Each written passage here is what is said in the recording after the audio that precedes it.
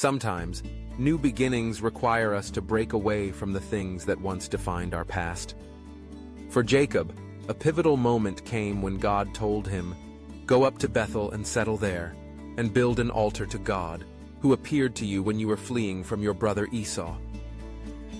For years, Bethel had lingered in Jacob's memories, not only as a place of fear and flight, but as a site where he encountered the living God.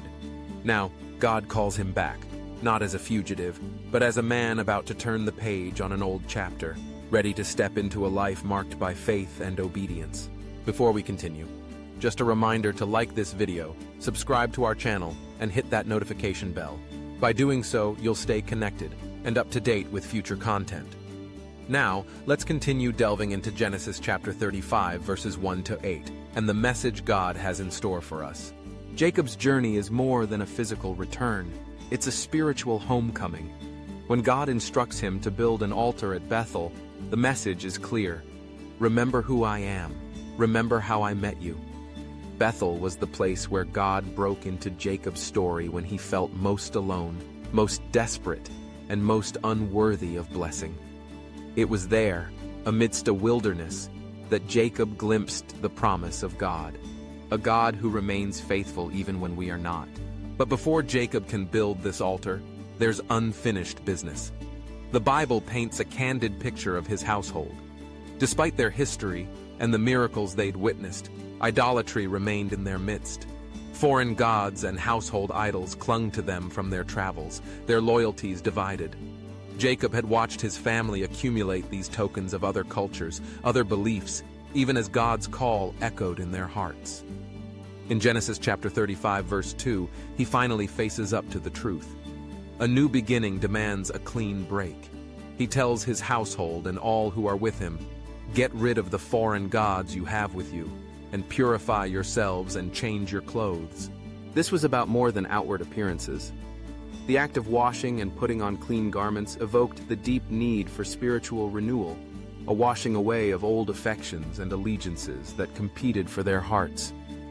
In a bold act of obedience, Jacob gathers all the foreign gods and the rings from their ears, and he buries them under the oak at Shechem. With this burial, the family makes a clear statement. We are leaving our past behind. The tokens of what once held sway over their hearts are buried, never to be retrieved. In their place, Jacob and his family set their faces toward Bethel, toward the God who had called them out of wandering and into covenant relationship. This profound gesture of trust and surrender makes all the difference. When Jacob finally arrives at Bethel, he builds the altar just as God commanded, and he calls the place ElBethel, the God of Bethel. It's more than a geographical location, more than a memory of an encounter. It's the place where Jacob recognizes the faithfulness of God amid his own shortcomings. There's a deep comfort in Jacob's story, especially for those of us who know what it's like to carry the weight of the past. Maybe you've discovered, as Jacob did, that it's possible to follow God and yet still find yourself clutching to old idols, habits, desires, ways of thinking that have no place in the life God intends for you. But through His mercy, God draws us back, showing us that no matter how far we wander, His call to renewal is ever present. Like Jacob, we're invited to lay our old allegiances at His feet and exchange them for a deeper intimacy with Him. The lessons here are just as important today as they were thousands of years ago. Later in the New Testament, John writes to believers with a simple but profound exhortation. Dear children, keep yourselves from idols. It comes at the close of a letter filled with reminder after reminder of God's truth and love. Even so, John recognizes the way idols, those things that promise satisfaction but leave us empty, creep into our hearts. What idols are you holding on to today? Maybe they're not carved images you can bury in the ground, but subtle rivals to your devotion. Security in things rather than in God, approval from people over purpose from the Lord, comfort that dulls your sensitivity to His leading, or ambitions that elbow aside your longing for God's will. The call remains. Identify them, surrender them, and trust God for the cleansing and renewal only He can provide. As you journey toward your own Bethel, ask God to search your heart and show you where you need to let go. New beginnings start with honesty, acknowledging the places where we are divided in loyalty, and with humble surrender. Ask Him to show you the idols tugging at your heart. Then, as Jacob did, leave them behind with resolve, allowing God's grace to do what only He can, make you new and devoted to Him alone. Jacob's arrival at Bethel was both joyful and sorrowful. He fulfilled God's command, dedicating the altar and naming it in honor of the God who had met him there.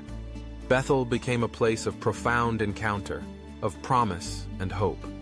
But it was also a place marked by loss, as we read of the death of Deborah, Rebekah's nurse, a sobering reminder that our journey with God, even when we walk in His will, is not exempt from sorrow and goodbyes. The story at Bethel mirrors the broader pattern of God's kingdom, God's people, in God's place, under God's rule. Yet even with these blessings, life remains touched by the fallout of the curse, pain, loss, and sometimes weeping. The promise is not that life in God's presence is free from trouble, but that He meets us there, sustaining and transforming us through every season. Jacob's story calls each of us to return to our own Bethel, a return to God's faithfulness, a breaking with the past, and a newness that comes only from Him. As you reflect on Jacob's journey, may you find courage to bury your idols, to embrace God's invitation to deeper relationship, and to walk in faith, even when the road leads through both joy and sorrow. Take time today to pray. Ask God to reveal what needs to be left behind. Choose to trust Him, believing that as you do, He will meet you, just as He met Jacob, and lead you on in hope, purpose, and blessing. If this message resonates with you, take a moment to praise our Lord.